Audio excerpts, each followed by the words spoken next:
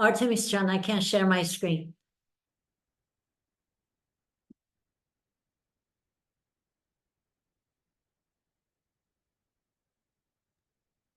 Try now, Fariba.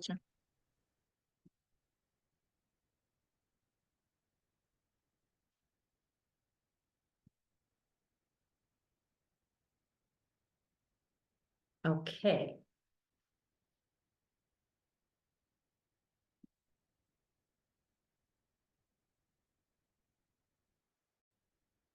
Okay, we are discussing Yasna 43.16, song 8:16.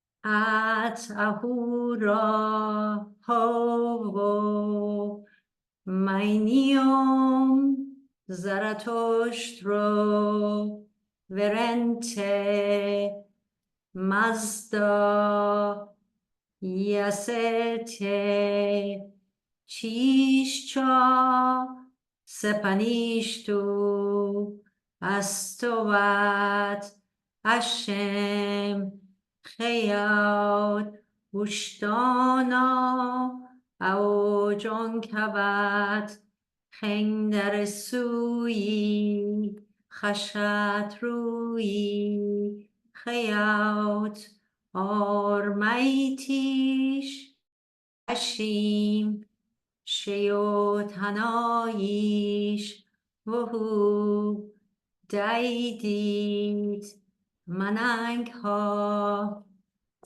And we have our 3 translations. Therefore, wise God, I, Zarathustra, choose for myself the very mentality of yours, which is the most progressive. May righteousness breathe a strong life in body. May serenity prevail in the sun-bathed dominion. May the reward for actions be given through good mind. Thus, O Ahura, Zarathustra follows the path of your thought, which is the most progressive and the most productive way. In the radiance of righteousness and deeds based on good thought, may our spiritual and material life receive strength, and serenity shines within the realm of the inner self and reward us with a happy conclusion. And the last translation, DJ Irani, thus praise, O Ahura Mazda, Zarathustra, and those who choose to follow thy most benevolent spirit. May righteousness become incarnate in the faithful with enduring vigor. In the resplendence of the sunlit realm, may Almighty, the spirit of right-mindedness, reside. May it grant recompense to the righteous in accordance with their deeds through good mind.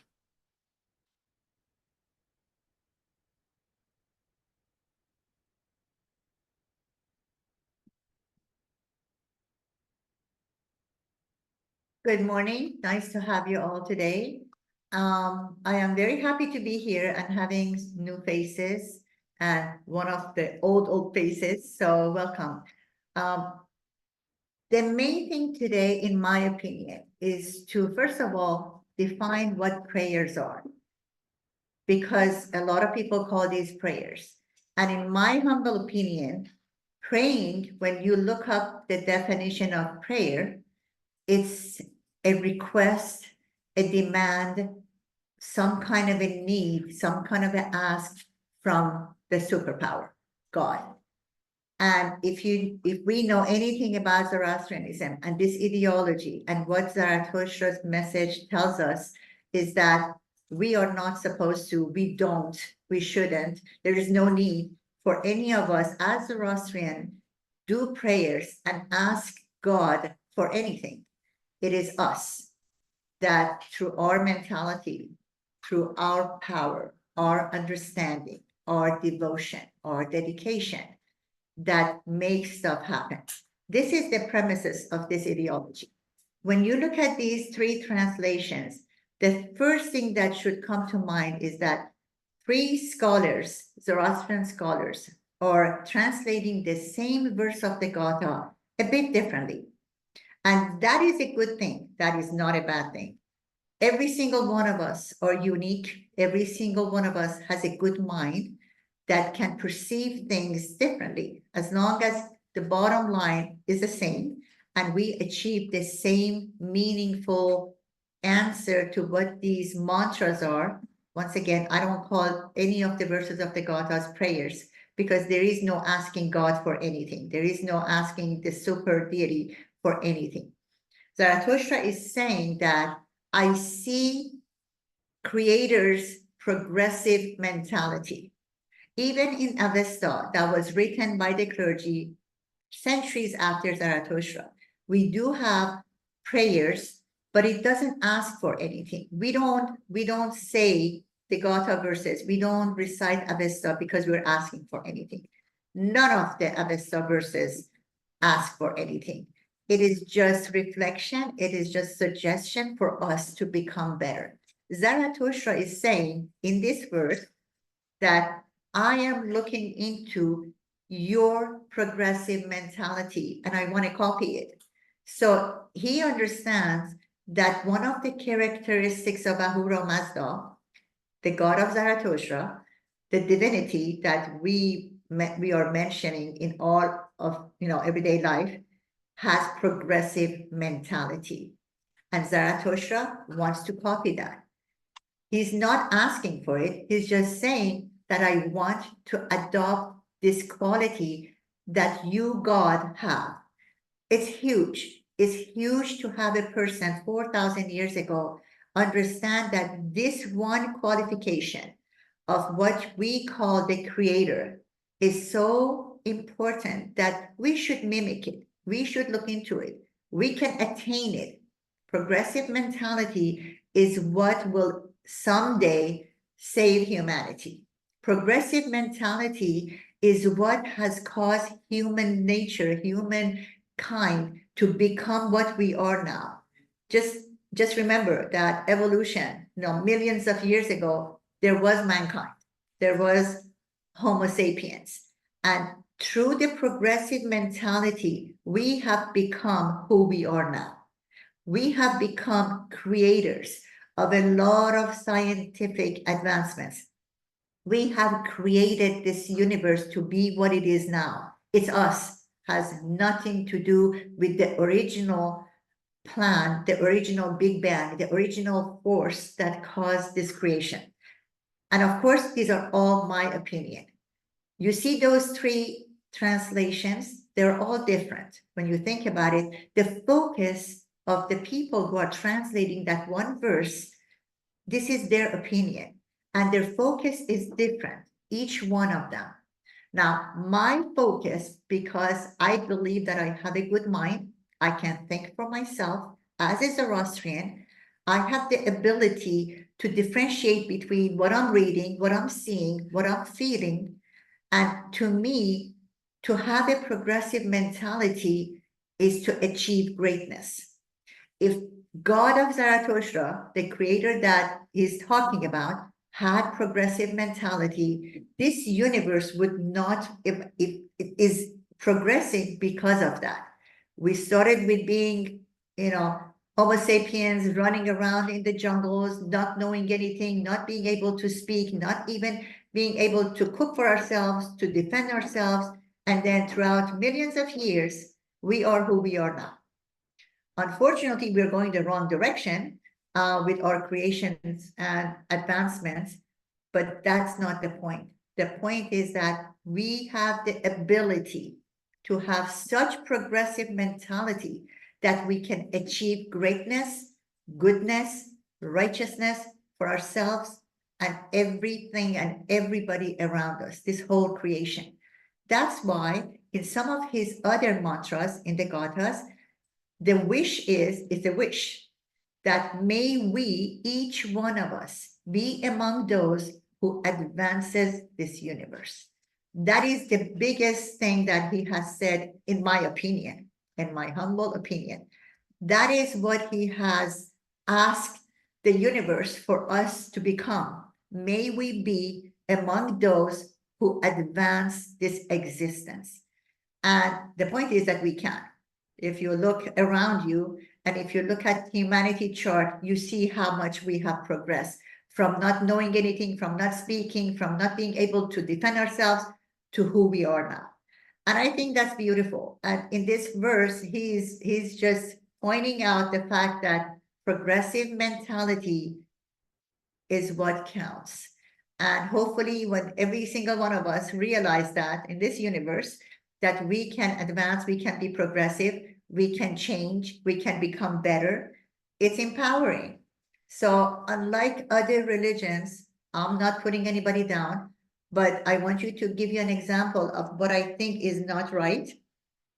I'm invited to go and recite Avesta for about a minute among other people, other representatives from other religions. And in the invite, it says that this is a church that is hosting this event in 3 weeks, that every representative should say a prayer for a specific thing. And in the beginning, they assigned the Zoroastrian representative, which is going to be me, to pray for our government. And then I didn't respond or anything. And then a week later, they said that the representative from another faith who was supposed to do prayers for entertainment could not do it. And can you please not pray for the government, pray for entertainment industry? And I'm just baffled. And I will go, if they still have me, and I will recite Ashembahu. Hopefully all of you know about that. The very simple mantra that says, we are to do the right thing because it's the right thing to do. And I am going to, in the 1 minute that I have, Ashembahu will take 20 seconds to recite. The rest of it, I don't know what I'm going to say, but I'm going to make a statement saying that prayers are stupid. People have prayed, ask God. I'm going to do it. I don't know what's going to happen afterwards. I've been known to do stuff like that. But this is a platform that I have. And there are people from Judaism, Christianity, Islam, Hindu, Buddhist, and Jainism, and then Zoroastrianism, and Baha'i. And I don't know if they like it or not, but they have asked a Zoroastrian person to go and say a prayer. And I'm going to tell them prayers are useless. Prayers are good for meditation. Prayers are good for ritual and to bring peace to yourself. But what is a prayer going to do for the government, for God's sake, or for entertainment industry? They don't need prayer. They need to wake up and become better people, better leaders. And I only have like 40 seconds to say what I want to say. So I just wanted to share that with you and to tell you in some organizations, prayers are priority. Asking God or the superpower or this deity or this, creator to give us stuff. And Zoroastrians don't do that. We should not do that. We are not supposed to do that. You're supposed to just get up there and say the right thing and do the right thing and make something happen instead of sitting there and praying and hoping and waiting and wishing.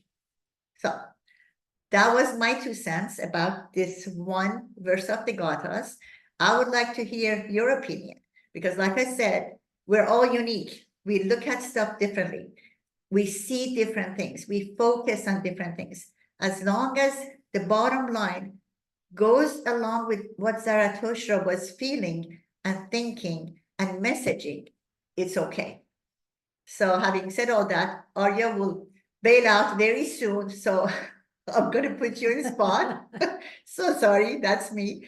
I would appreciate to see what you think about this one verse. What I think about this verse, obviously, like you said, prayers don't do anything. I mean, and it's weird that people pray and pray and pray, and it seems like God is like, okay, so I'm not listening to you. I'm not listening to you. And then finally he's like, okay, I'll do it for you. It's just, I don't understand the whole point of praying. And based on like classic religions that God has a plan for everyone, then why pray? I mean, he's in charge. He's going to do whatever he wants. So me praying is canceling his plans. So Yeah. it's kind of offensive to God, like, it's just, I don't know. I don't understand it. On the one hand, you have somebody who's almighty, all powerful, all knowing, and he knows what's best for you. On the other hand, you have a $2 prayer book, which is going to cancel out his plans. So yeah, it's very confusing. Thank you for your insight. Who would like to go next? Caleb? Hey, yeah, I guess I'll share my thoughts. For me, this stanza in particular, I just think about it as Zarathustra kind of confirming his like, what's the right word? Like his ambition, not his ambitions, like his goal in life. He's kind of, because this whole song is about his encounter with the divine. Yasna 43, he talks about, the questions that, Ahura Mazda asked of him and was evaluating him. So at the very end, he kind of has this statement of, what he chooses now to do, choosing the most progressive or incremental or whatnot, or holy, mind you. And then, he kind of finishes off with talking about how doing this brings about, it makes truth or asha, materialized and brings right-mindedness. And these would be, like a good reward for such things. So yeah, those are my thoughts. Yeah, thank you. Yeah, he does mention in this one verse that progressive mentality will bring you serenity. Progressive mentality will bring you happiness. And that's what it is. Those who have progressive mentality, who have done positive things in their life, who know how to live a better life, a happier life, a productive life, a righteous life, all of those people would achieve peace, serenity, love, which is so important in Zoroastrian philosophy. You're supposed to be happy. You're supposed to enjoy life. You're not void of all the pleasures in life. No, life is to be lived in a positive, happy way. So we are supposed to have progressive mentality so we can achieve those. We are supposed to learn and go with the flow and go with the progress and go with the future and just envision all these better things so we can, if the reward is within it. You don't ask for reward. You don't expect reward. All you have to have is a progressive, a very good mind, a mentality that would move you forward, and everything else will follow. If you have a progressive mentality and you do something positive for yourself and your environment and your community, happiness comes. You don't expect it, but you will be happy. You will be satisfied. It's all within the same premises. Thank you for that, Caleb. Who would like to go next? Samuel? The youngest member? No? Not yet? So I'm just having a tired day and whatnot. Okay, that's fine. Just having you is good enough. Ash? Thank you. I might be a little biased or a little inclined to think that prayers are useful only in the context of forgiveness. So if I ever pray or if I pray on behalf of someone else, it has to be with their permission. at least according to my research, because I'm a consumer researcher in addiction, and so I train medical doctors to help their patients get off of addiction, and I have my own practice that I am trained for, but it's not a clinical practice. It's just a spiritual practice of invocating forgiveness on behalf of the other person.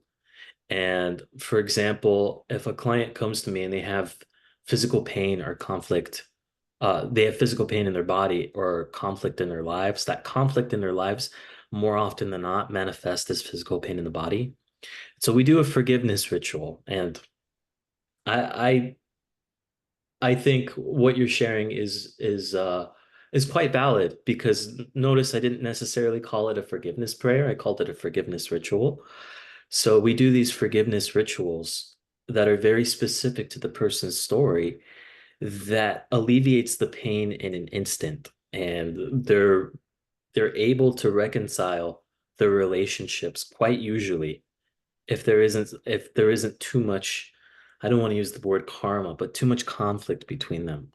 So you definitely got me thinking. I'm like, wow, or is a mantra somehow a concept or a practice that is on a spectrum, and it's kind of like in between a prayer and an affirmation. So I don't know if a mantra or these songs kind of lead or lean more toward uh affirmations than they do prayers. You know, it's really interesting, you know, I want to bring up Jesus for a second, because I was watching a video the other day on a pastor talking about how Jesus behaved like a Zoroastrian, and 2/3, 67% of the work Jesus did was based in forgiveness. It was not based in prayer, as most people think. It was based in forgiveness. And so, yeah, and another thing Jesus said was, um, don't, if you want something, act like you already have it. And in a way, these songs, these mantras are corresponding or aligned with that concept that you already act like you have a progressive mind. You already act like the righteous breath is being breathed into the body and giving you a strong life. So in a way, these mantras speak like you're the creator, like your potentiality exists, and don't undermine your creative force through prayer. So thank you for letting me share. Thank you so much for your perspective. I totally agree. When you say about forgiveness and it's a ritual. All these psychotherapists, when they say that human mind is so great and it's so powerful and it's mind over body, and the simplest thing that they ask people to do is, when you wake up in the morning, you look at yourself in the mirror and you say, it's going to be a good day. I am going to be happy. I am going to do the right thing. I'm going to be successful. And the more you say that, when your brain hears it, when your mind hears it, your body is supposed to follow, because then you have set up your day in a way that, okay, it's going to be a good day. I'm going to do the right things. I am going to achieve goodness. And it's on the same line as you're saying. When it comes to forgiveness, Jesus, I agree, he has a lot of things about forgiveness, and he was a good person. But my problem with people asking for forgiveness from another realm of existence, that doesn't sit well with this ideology. You want forgiveness, you forgive yourself. You want forgiveness, you work on yourself, and you be happy with what you're going to do to be forgiven. If you've done something wrong, it's probably to somebody else. Go actually go and ask forgiveness from that person or the environment. Just go immerse yourself in something wrong that you have done and change that. It's a huge difference between trying to achieve inner peace by yourself with the help of psychotherapists, with the help of books, with the help of other mantras, than just sitting there and praying for this supernatural power that we have been ingrained exists and can help us. So my thing is that absolutely you're right. But thank God we have therapists, people like you, because you are going to save these people by your progressive mentality, helping them in a way that they can receive it. Some people don't want to do anything themselves. They want you to affirm that they're okay, they'll be fine. You know, your life is going to be good. You promise them and they take that promise. And the problem with humanity is that everybody's waiting for somebody to come and save them. All of us at some point in our life, we can't handle it, we go to somebody else, a friend, a parent, a teacher, a therapist, a book. And those are all actions and those are all fine. And if you have progressive mentality, you find a way to help yourself. And I think that is all good. And that is what Zarathustra is saying. 4,000 years ago, he was in trouble. Nobody thought the way he was thinking. So he was asking that, you know, I think that Ahura Mazda, this source of, you know, creation, has progressive mentality. That's why our universe is the way it is. And I wish I could have that, but he is bringing it onto himself. I am going to have progressive mentality.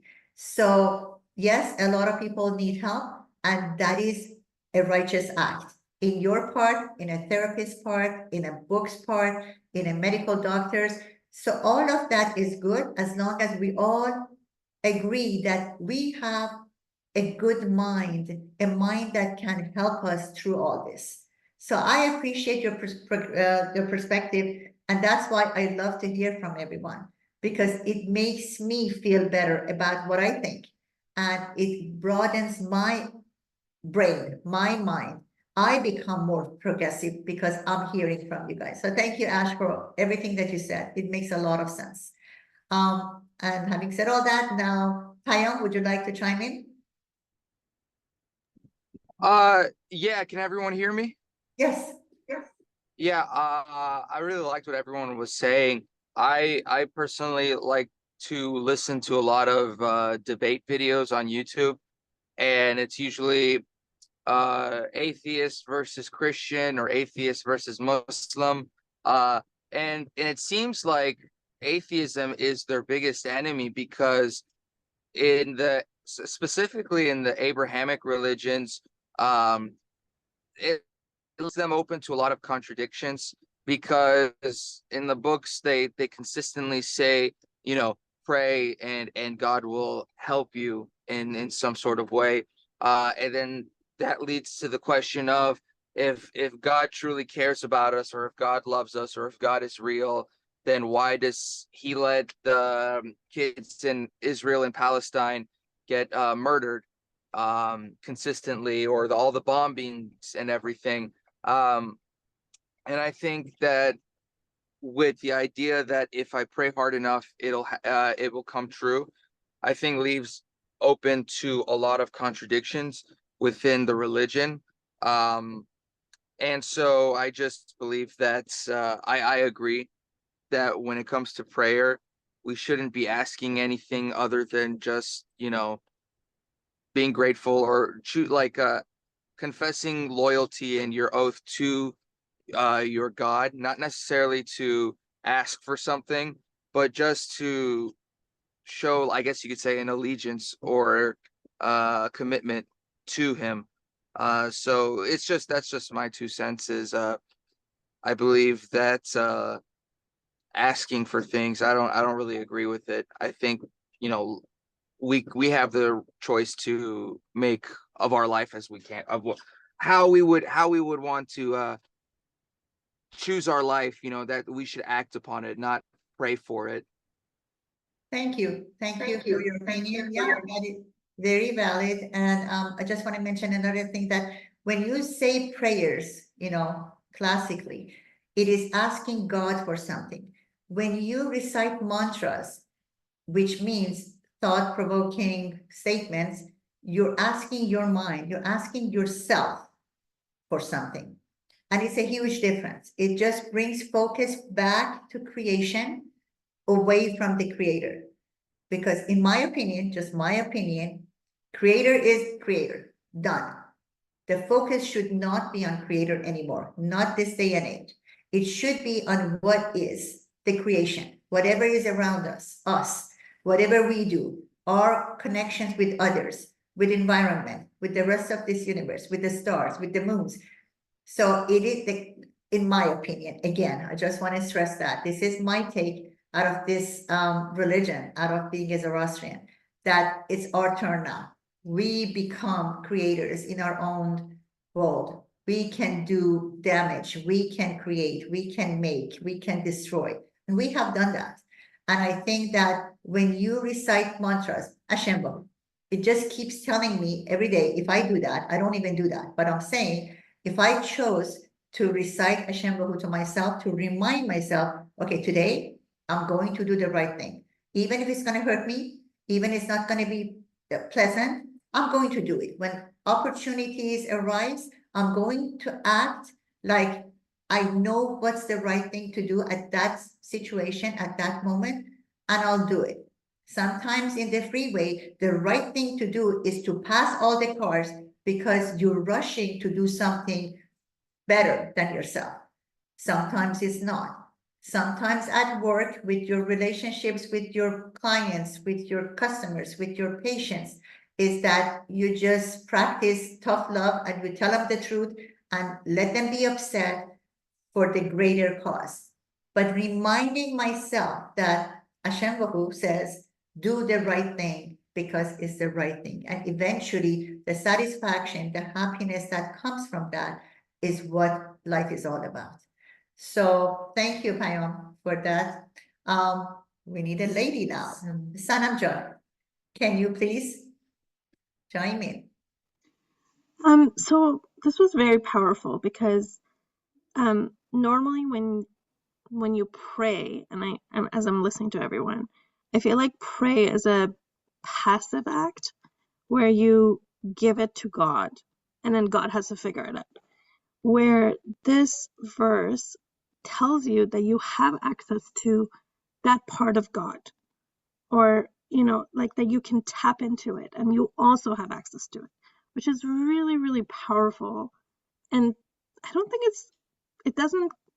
this message is not out there very loudly, I guess, but that we all have access to it, which is very powerful. So that way it allows me to do what I think is righteous and the right thing to do, right? Because I have access to that part of the divine or the creator. The one question I have though is, what is the sun-beta dominion or the sunlit realm? That to me is very interesting. That answer will be questioned, but would be answered by Adjan. Okay. I mean, not Adjan, I'm sorry, I called on you. By Caleb or RJ. Where did RJ go? There you go. What is the greater dominion mean in the context The of greater dominion in this case? Well, if you were to go back to younger Vesta term, this basically means like the how would I say it? It's, you could probably say in terms of Mithra, it's like the rays of light that give off the, how do you say it, the Kavraneh, the glory of God, like the light. And I would say that this, somewhat realm is basically you being in the realm of Ahura Mazda's greater dominion of light, truth, just basically you being in full alignment with Ahura Mazda in its presence. Not like you're being in the dark per se, it's like you being away from Druge. So it's more metaphorically of you basically being in a state where you're part of the light. That's basically what it is. It's not really anything too extravagant, but that's how I would interpret it. It's almost like in the younger Vesta of Mithra's rays, when you pray, align yourself with Mazda, and you pray to the exalted Mithra, like his lights and rays will be upon you and giving you glory. So that's how I see it. Well, thank you. Whatever you want the definition to be explained, Caleb or RJ are the man for the job. Just to respond to you, Sanam John, it's when you said that the message is not out there. No, it's not out there because this message doesn't make money. This message is not political. This message is reality and the truth that we can be creators. We have been. Look at all the inventions. Look at all the discoveries. Look at everything that mankind has done. We do have the potential, we do have the power, and a lot of times it's not received well by the rest of humanity because it doesn't make money.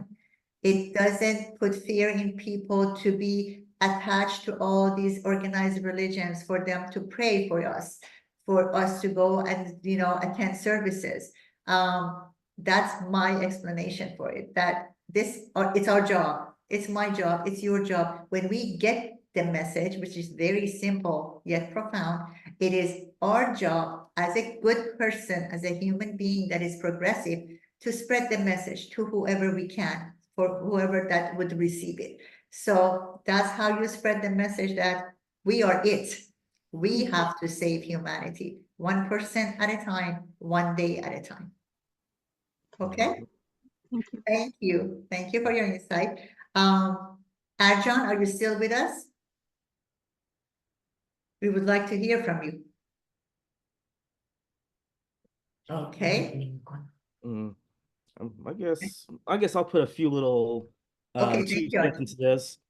You know, it was like Payan brought a good point about, you know, with Christianity. When I was a Christian myself, and one of the theological fallacies I found with it is that, you know, why would God, you know, create the garden? He would create humanity, you know, to know only good and to follow him. But it's like, why would he put the devil in the garden to tempt man?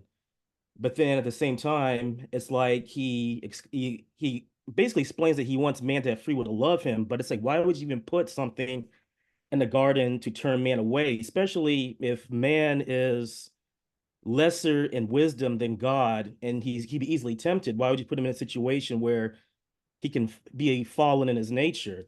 Then it's like we have all these problems going on later, like where now, because of the sin of two individuals, we have to live our lives basically atoning for that we inherit sin. And then, you know, Christianity teaches us that, you know, we are supposed to be good, we are supposed to live a Christian life, but then we are supposed to be told over and over again that we are sinners and that we can do no good, that every action that we perform is meaningless to God, but it can only be through Christ where we can have a sense of benefit for humanity. And I remember Fariba was saying, she said something very beautiful in the group chat, was saying that, you know, when you know, recite these prayers and you live by them, you become a living prayer. Because it's almost like everybody wants this relief and benefit, but it's like if you can live these prayers, you can definitely give that benefit toward people. Because as you said, you know, this creator, whether we can ask for prayer or not for benefit, the only thing we have here in this life is us. And it's only through humanity that we can uplift humanity. And the beauty of the Zoroastrian mantras, or the Gathas per se, I was reading how this was very influential to the Persian kings like Xerxes. The other day, I read one of his inscriptions. This is in the Van Fortress in Turkey, Kimita province, and he was saying basically, if you were to live the lifestyle of the Zoroastrian or the monotheistic faith, you will actually not only have happiness, people around us will have happiness in this life and the next.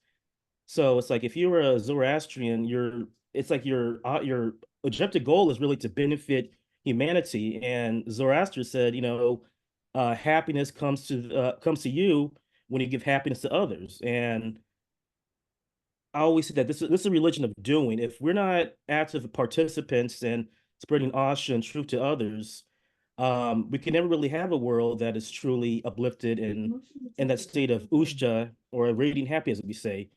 Other religions tell us to just have a purpose of, you know, living and dying, hoping you have salvation or some sort of special place in heaven. Whereas Zoroastrian says, no, you know, help others and do what's right simply because it's right. You know, benefit the world simply because it's the natural order of thing, is because it's the right thing to do. When you tell somebody righteousness for the sake of righteousness, that inspires them to do more good than just thinking that there's going to be some sort of benefit or some sort of transaction, you know, reward in the end. So I believe that when you have the Yasna faith, you're inherently already ahead of the curve in terms of religion and being beneficial to humanity. Thank you so much. That was perfect. That just covered a lot of things. And having heard all that, Lincoln, would you like to share your take? Yeah, I've just been thinking as we've going along, like prayer seems like something you can feel like you're doing a lot when you're really not. It's really more for us, right? It does help us feel good, and it does help you get through those times when we are weak and we need to remind ourselves of what our goal is. I think that's where prayer is the most helpful for me, at least. When my physical body or my mental limits are stretched and I just need to remind myself of like what that goal is. But it also goes back to like when I was in high school, I had a coach who always said, like, don't worry about the scoreboard, it'll take care of itself. I think that's just really important to remember. Like, if we don't follow righteousness for righteousness' sake, like, we're not doing it for a specific outcome. We're not doing it for any sort of interaction with others. It is just you work on yourself, and then you let that natural goodness take care of the problems in front of you. Like, don't fight the problem, fight the cause, which is usually, for me, internal, right? My own shortcomings, the times when I let my frustrations, my stress impact my relationships negatively. And it's about coming back to sort of these, I like the word mantra more than prayer as far as the these passages, because it's just these nuggets of what our goal is, how, like, that idealized perfect form. And then that helps me go back and seek forgiveness and repair those relationships, but then makes at least my little world a little better. I don't know if that's resonating true for anyone else, but yeah, thank you for that. Yeah, you know what? Saying prayers should be a start. If it makes you feel good, if it uplifts you, absolutely. That is the right thing to do. People can say prayers and they can mean it. I mean, not asking God for anything, but just saying the prayers, it is very peaceful. However, it has to move to the next level. You can say your prayers, you can recite the mantras, you can say Hashem Baruch 100 times a day, but you have to act on it. That's what we are saying here. And Zarathustra says that through progressive mentality, I am going to do such and such and such. I am going to achieve such and such and such. So just knowing all these good things is not enough. It is a start. It is a start that we're supposed to do the right thing, but we got to do it. And that's what a lot of people do not follow. They just stay at the prayer level, mantra level, saying Yashambahu, even Zoroastrians, it doesn't matter who you are. The message is you have to do something. We are here to do something with this progressive mentality. Our mind cannot achieve anything if our body, our language, our hands don't follow. That's what the message is. And I always say that I heard this from one of our members in this group, that Hashem Baruch, which is the best mantra that we have, it is precise, it is complete. You don't really need to do anything else as long as you understand what's the right thing to do and do it. This Hashem Baruch prayer does not mention the name of God, does not mention the name of Avesta or Gathas, and does not mention Zarathustra. It's a very universal message without any specific source where it came from. It's just the perfect message, and it doesn't belong to the Zoroastrians. It belongs to humanity. Humanity needs to know that doing the right thing for the right reason is our savior. If everybody does that, if everybody goes and finds their own right thing to do, everybody is different. We are all in different professions. We are living different lives. So what is the right thing in my path is totally different than what is in the right path of somebody who's a teacher, somebody who's an engineer, somebody who's in cybersecurity. It doesn't matter. We're all different and living different lives, but we can find out what is the right thing to do for us. And if we do that, each person, then collectively, we can reach humanity going up and progressive and better. So basically, that's the message. And I'm glad you all shared your opinions, all valid. Is Arjun still there? Arjun, second call if you're Yes, I'm still love here. to hear from you. Just the whole song or just specific verses? Whatever. This particular verse that we discussed, if you have any thoughts on it. No, I think all the points that everyone was making was really phenomenal. That's one of the beauties that I love about Zoroastrianism is that, there's not like this transaction where like, oh, I'm seeking righteousness for, because I want to get something in return. And this was talking about like you should be able to do it, not just for the sake of reward. As it says, like may serenity prevail in the sunbathing dominion. And reward for actions be given through good mind. So it all starts very small steps. That's why we say good thoughts, good words, and good deeds. In that specific order. For a reason. And yeah, I think that in many ways it's very powerful what many of these songs, trying to convey to you, because they almost seem as if they're not really giving you a cold-cutted answer. They're giving you more of a question and more of a thought-provoking basis, whereas most Abrahamic religions are giving you like, hey, here's what you have to do, and here's how you get X, Y, and Z, So that's all I have to say about it. And I think everyone else, I almost, agree with everything that they had said, and I really appreciate it. Thank you. Thank you. Arjun made a really good point about not giving you a specific direction. That is the difference with Zoroastrianism, is that you do not take step A, B, C, and D. You get Yeah. that general concept and you choose to take it as long as you have the right end result. It doesn't Yeah. matter which way you get there. And to me, the most powerful thing about this verse is that unlike the Abrahamic religion, what the prophet just repeating to their people, what God told them to tell, he says in this verse to his Mazda, I am choosing for myself that mindset of yours that's most progressive. So Yeah. this is putting so much power on Zarathustra himself choosing what aspects of his God he's going to follow. So that's all. Yeah, if I would just want to just add one more thing, because this is a bit of a personal story, because my friend's kind of going through a little bit of his own kind of spiritual journey, and he was talking about he specifically comes from a Roman Catholic background, and he's Mexican, so he tends to more lean towards like Christianity and stuff, for the most part. And one of the things that he was having troubles with is just about forgiveness and this guilt that he feels inside when it comes to like, oh, because I'm doing X, Y, and Z wrong, I must seek forgiveness from, Jesus, right? I wanted to then tell him like, this is kind of the problem that I don't really like about most, religions, because they're making you feel like worthless inside, and they're kind of giving you a way out, but in exchange of something else. And I wanted to tell him like, hey man, this is not really a good idea to, have these kinds of, guilty thoughts, because, because it's almost as if like they're wanting you to feel guilty on purpose, and that's thing I never really liked about any Abrahamic religions.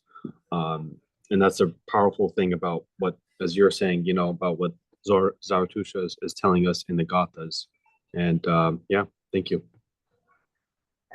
In summary, when I personally, this is me again, when I talk about Zoroastrianism, and I don't much, I mean, I don't say the name, but if somebody asks me what I believe in and all that, and I do mention that Zoroastrian, and the first thing that I say, once again, this is me, this is what I do, because I think this is the best focus statement that we can make about this ideology. I always tell people that I'm a Zoroastrian, and in my religion, focus is not on the creator. It is on the creation, because we are part of this creation and we have the power to change it, to make it better, to destroy it. And this takes him back like, oh, so you don't believe in God? And I'm like, yeah, we do believe in a creator, but the focus is not on it, because you have no power over the creator. There's, it's been proven that the creator is a creator, whatever. Let's focus on us. Let's focus on what we can do to this creation. And I think that is the most important thing that differentiates ideology from other religions that focus on God, what you're supposed to do for God's sake. God is doing this, because then the power is not on you. you're powerless. You're just a servant to this superpower. Once you say that, no, I don't focus on God. Yeah, the name is Ahura Mazda. I say that, like the name of our God is Ahura Mazda, but let's move on. That's it. And I focus on the ideology and the fact that this is a living religion, and we have such an important part in making this life better. Each one of us, we have the power, we have the mentality, it can be progressive, and we just move on from there. So at this point, I so enjoyed everybody's opinion, and I'm glad that we are different. And I'm glad that we see the way that we see it. That makes us good Zoroastrians who have the power of the mind, and we speak of it, and we can elaborate on it in our lives. Anybody else has any opinion, any statements, any comments? I would love to hear it. I just want to say that I love it that in most of the verses, the reward that we get for our good deeds and for our beneficial way of life is actually a good mind. So we cultivate our good mind with every good deed. And I love that. And also this verse, I love it because it's a testament that each one of us, we choose our own faith and our own path. And if we choose to be a Zoroastrian, it's a choice. And it was wonderful. Thank you all. I benefited so much from all your comments. Thank you, guys. Anything else? We can say goodbye and have a good day, good Yeah, weekend. thank you for spending your Saturday morning with us, and have a beautiful rest of the weekend. Thank you, guys. Thank you so much. Appreciate it. Until Love you next guys. time. Bye. See you guys next time. Bye. Bye. Have a good one, everybody. Bye, guys. It was a pleasure being with you all. See you again.